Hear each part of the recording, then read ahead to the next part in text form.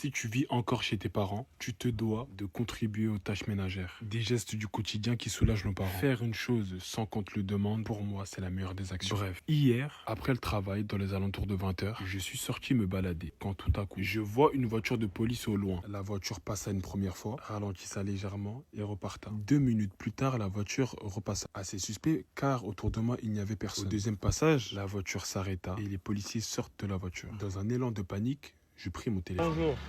Que puis-je faire pour vous? Dites-moi. Que pouvez-vous faire pour moi? Je vous écoute, dites-moi. Vous êtes d'ici?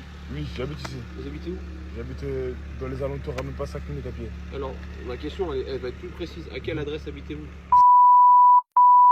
D'accord. Qu'est-ce qui fait que vous soyez là ce soir? J'ai envie de marcher, tout simplement. D'accord. Ça va de marcher, ouais. Concrètement, vous voyez, vous êtes sur inquiète de savoir ce que vous faites là, prendre des photos des maisons.